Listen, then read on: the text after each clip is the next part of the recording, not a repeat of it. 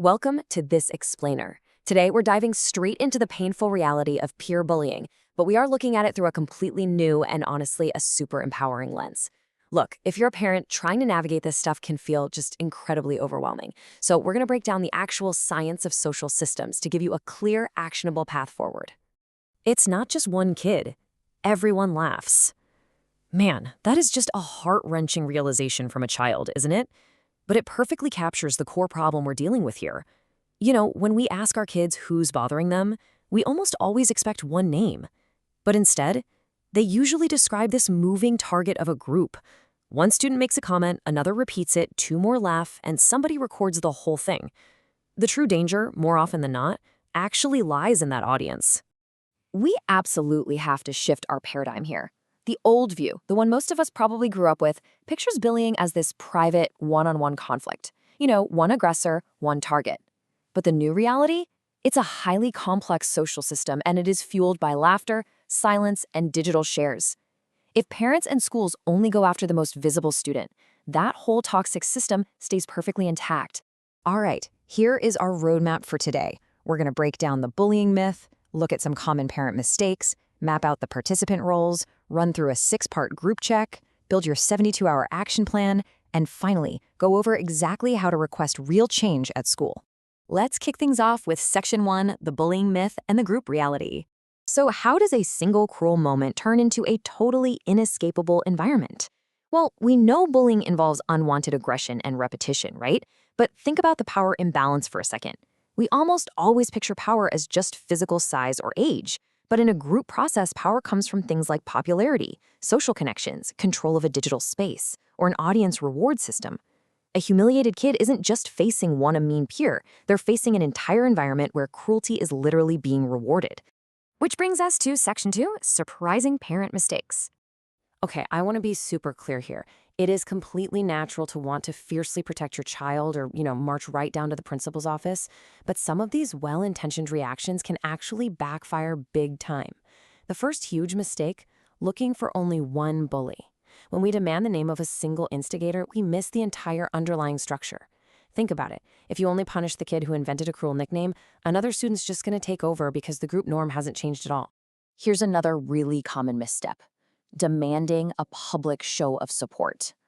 A lot of times we want a teacher to, say, force a public apology in front of the whole class. But doing that creates terrible new social pressures. Students might just say what the teacher wants to hear, while privately blaming your child for all the drama. It exposes your child's pain to an audience, and honestly, it makes any kids who might actually want to defend them way too vulnerable.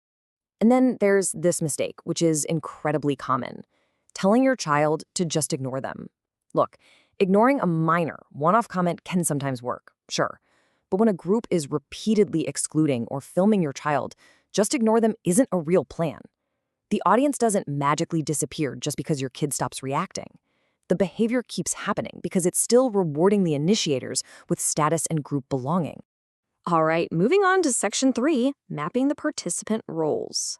Instead of using those 8 effective strategies we just talked about, we need to stop looking for permanent villains and heroes and start identifying specific behaviors. First, you've got the initiator, the one who starts it. But then there's the reinforcer. That's the kid who laughs, shares the post, or provides the audience.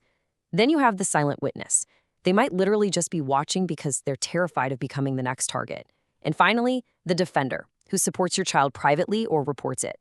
By mapping out these specific roles, we can figure out exactly what's keeping the system alive. So how do you map these roles? You've got to ask your child the right questions. Try to avoid just asking, who did it?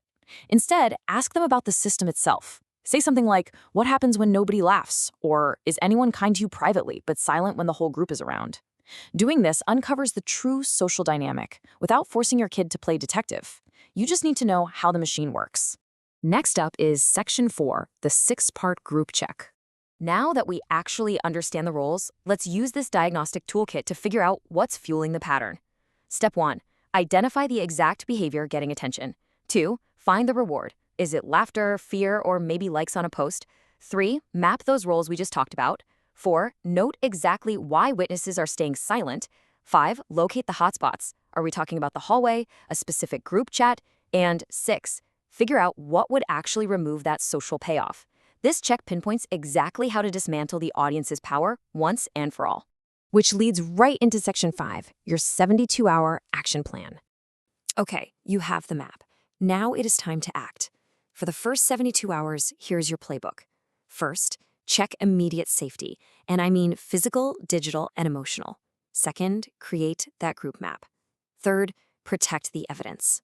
Save screenshots and links, but definitely use privacy tools so your child doesn't have to keep staring at the abuse. Fourth, contact the school. And fifth, secure 2 forms of support. Find one trusted adult at school and one safe peer who can just walk with them to help reduce that terrible feeling of isolation. And finally, Section 6, requesting meaningful school change. That step of contacting the school is absolutely critical, but how you do it matters immensely. When you approach the administration, you have to shift the focus from just punishing one kid to changing the entire peer environment. Use behavior-based language. Ask for targeted supervision in those specific hotspots you identified. Insist on separate student interviews to prevent retaliation. Seriously, never agree to a group confrontation. Ask them exactly how they plan to protect private reporters. And most importantly, demand a concrete plan to restore safe participation. Like, how is your child going to safely return to eating lunch or riding the bus? Over the following week, you and the school are going to execute what we call the 7-day reset. Day 1 is all about implementing that new supervision. By day 3, you're carefully tracking the audience response. Did the laughter actually stop? Are the adults intervening consistently? You also need to watch out for retaliation that might change form, like subtler exclusion. And then by day 7, you review whether your child has actually regained safe access to their normal school life. Which leaves us with this final, absolutely essential question. Is the goal to make your child a public hero, or to create a space where no child is left alone in front of an audience? Ultimately, our success here isn't about forcing some dramatic public victory. It's about systematically removing the audience's power, changing the group dynamic, and making sure your child can safely, quietly, and happily return to just being a kid. Thanks for joining me for this explainer. You now have the tools you need to shift the balance of power. Go use them.